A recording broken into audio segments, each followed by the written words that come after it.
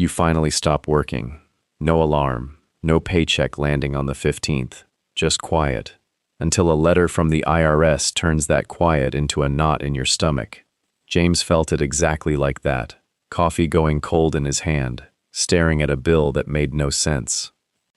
Here is what nobody tells you at retirement. It is not how much you saved that decides your tax bill for the next 30 years.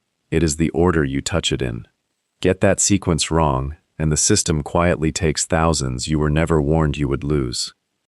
Stay with this, because in a few minutes you will watch James and his wife Margaret make one small shift in their 60s that changes what they keep for the rest of their lives, and you will know exactly where you stand against it.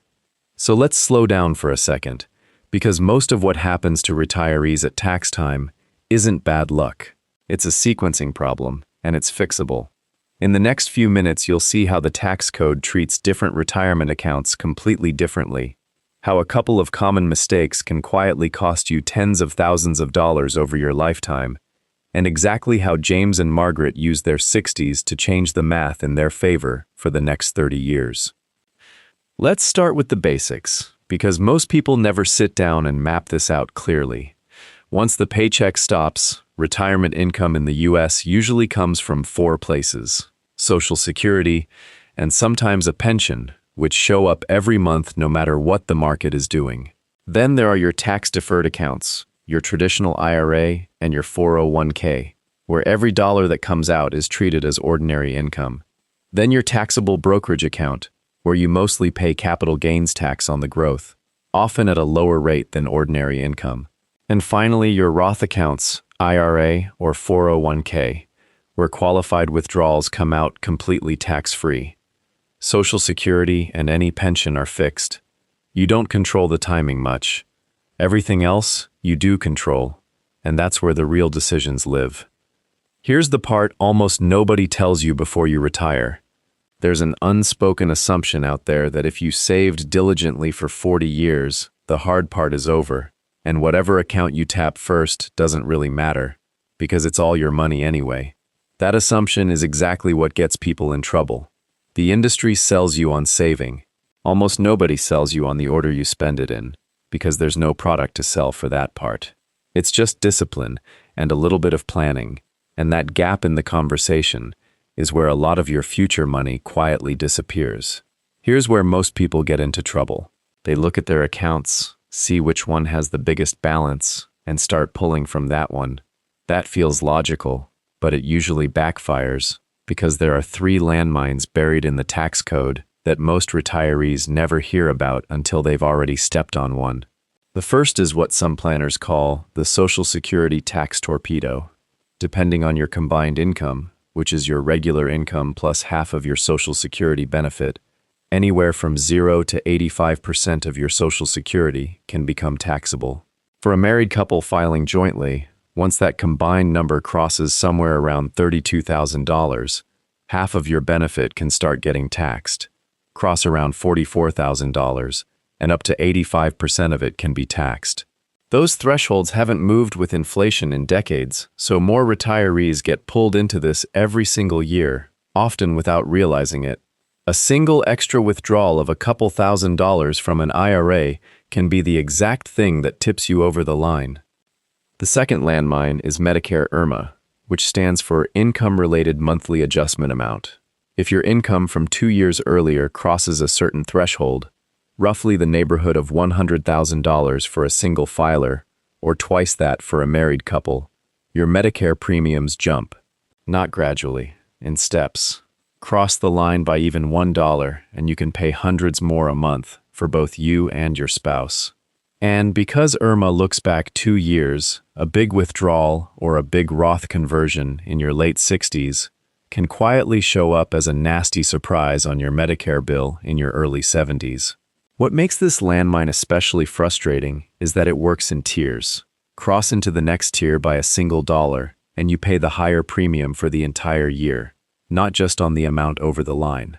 People who never thought of themselves as high earners end up paying a lot more for the exact same Medicare coverage, simply because of one uneven withdrawal year.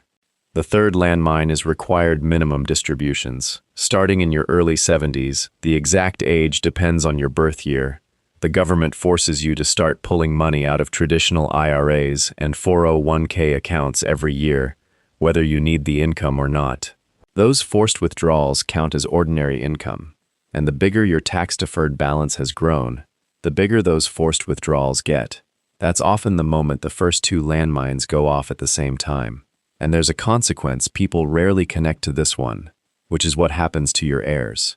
A large traditional IRA left to an adult child now has to be emptied within about 10 years under current rules, often while that child is still working and sitting in their own peak earning bracket.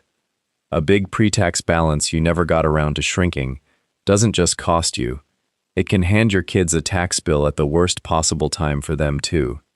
Now let's translate all of that into plain English, because the tax code rewards you for understanding one simple idea. Not every dollar is taxed the same way.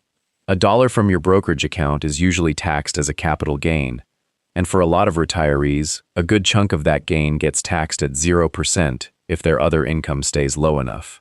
A dollar from your IRA or 401k is taxed exactly like a paycheck, as ordinary income, and depending on how much you pull, that can sit in a 12% bracket or push you into a 22% bracket.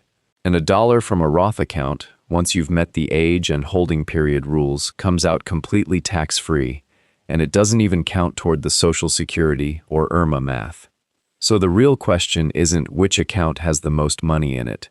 The real question is which dollar does the least damage when you pull it. If this kind of breakdown is useful so far, a quick like helps it reach more people who are trying to figure this out too. With that in mind, here's the order that tends to work for most retirees with a mix of account types, though your exact situation may shift it slightly. Use your taxable brokerage account and cash first, because that income is usually taxed the lightest. Do controlled withdrawals from your IRA, or convert some of it to a Roth, but only enough to fill up a low tax bracket on purpose, not by accident. Delay Social Security if you reasonably can, because every year you wait usually increases the benefit for life. And protect your Roth account for last, letting it grow untouched, so it's there for you later when you actually need flexibility. One more piece worth mentioning before we get to the example, because people forget it constantly. All of this sits on top of whatever your state does with retirement income. Some states don't tax retirement withdrawals at all. Others tax IRA and 401k withdrawals the same way they tax a paycheck. If you're thinking about relocating in retirement, or you're already deciding between two states, that state layer can shift your whole strategy just as much as anything the federal government does. So it's worth checking before you lock in an order. Let's make this real. James is 68. Margaret is 66. They just retired, no pension, and they want to spend around $75,000 a year after tax to actually enjoy this next chapter. Between them, they've saved $400,000 in a taxable brokerage account, $600,000 in traditional IRAs and 401k accounts, and $200,000 in Roth accounts. If they turned on Social Security today, they'd get a combined benefit of around $42,000 a year. If James waits until 70, his check alone grows substantially. Part of that $75,000 a year is just daily life, and part of it is the things they actually retired for, a longer trip to see their daughter's family, and finally replacing the roof they'd been patching for a decade. Think of their income the way you'd think of water moving through a set of canal gates. Open the wrong gate too far, too early, and one channel floods while the others sit dry and useless. For the first few years, before Social Security turns on, James and Margaret have to run everything through savings, so this is exactly the window to be deliberate. Each year, they pull the bulk of their spending from the brokerage account, keeping most of those capital gains inside the 0% range. Then, carefully, they add just enough IRA withdrawals or Roth conversions to fill up the 12% bracket, and sometimes a little into the 22% bracket if the math still works in their favor. They leave the Roth completely alone in these years, letting it compound untouched. Why bother doing this instead of just leaving the IRA alone until later? Because every dollar they move now, in a low bracket, on their own terms, is a dollar that won't force a much bigger, much more painful withdrawal once required minimum distributions kick in. They're not avoiding the tax. They're choosing when to pay it, on the cheapest terms available to them. If you're not subscribed yet, this is a good moment to fix that. New breakdowns like this one go up every week. Now fast forward. At 70, James finally turns on Social Security at that higher amount, and Margaret starts hers around her full retirement age. Their world shifts. They have a strong, guaranteed base coming in every month, so they need less from savings to cover their spending. But now, more of every IRA dollar they pull risks pushing their Social Security into that taxable zone, because those combined income thresholds haven't moved. So the order flips a little. First, once required minimum distributions begin, those come out. That part isn't optional. If they need more money after that and their Social Security, they fill the rest of the gap from the brokerage account first, staying mindful of those capital gains.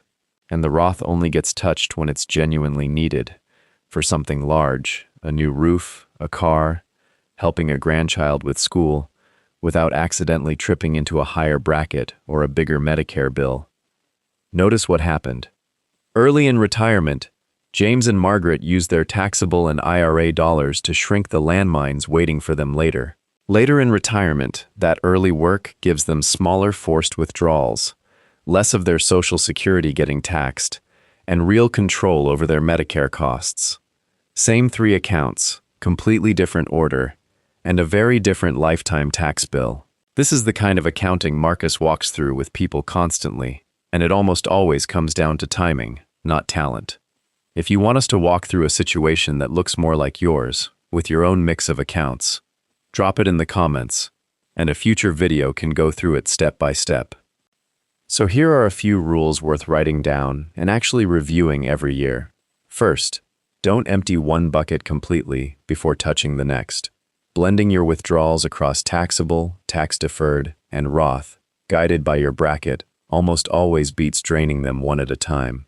Second, use your early retirement years, before Social Security and before required minimum distributions, to shrink your future tax bill on purpose. Third, keep an eye on those Social Security thresholds, because a small extra withdrawal can quietly make a much bigger chunk of your benefit taxable. Fourth, the years before Medicare enrollment are often your best window for Roth conversions, before your income starts affecting your premiums. And fifth, protect your Roth. Let it grow. It's your most flexible dollar for late life expenses and for whatever you eventually leave behind.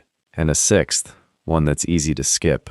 Write this year's plan down somewhere you'll actually see it again, because the value isn't in figuring it out once. It's in checking it against what actually happened and adjusting before next year's tax season, not after. If videos like this are part of how you keep track of your own retirement planning, subscribing keeps them coming with something new every week. Once a year, sit down with your statements, maybe with a cup of coffee, or with whoever helps you with your taxes, and walk through 6 quick questions. What's your guaranteed income this year? From Social Security, a pension, or anything steady? How much do you actually want to spend, honestly, including the trip, the repairs, the things that matter? What's the gap between those two numbers? The amount you need to pull from savings? What tax bracket are you comfortable filling this year, and where does it end? In what order will you fill that gap? IRA withdrawals or conversions first to use up the bracket, then brokerage, and only Roth if you truly need it. And finally, did anything big happen this year? A sale, an inheritance, a large medical bill that changes this math? It sounds like a lot the first time. By the second or third year, it's just a habit, the same way checking a paycheck used to be. And the payoff isn't abstract. It's the difference between reacting to a tax bill in April and deciding, in January, on your own terms, exactly how this year is going to go. Remember James, sitting at that kitchen table with a tax bill he didn't understand? That's not where his story ends. A few years into doing this on purpose, that same table is where he and Margaret sit down every January with a cup of coffee, a pen, and a plan. And the letters that show up don't surprise them anymore. This video is education, not personal tax or legal advice. Your exact right order depends on your health, your state, whether you're single or married, and what you've already saved. So take what's useful here and walk through it with someone qualified who knows retirement income, a fiduciary planner, or a tax professional who can look at your actual numbers, not just the general shape of them. If any of this helped clarify something you've been turning over in your head, send it to someone who's getting close to this stage themselves. You've spent decades building this. The order you take it out in is what decides how far it actually goes.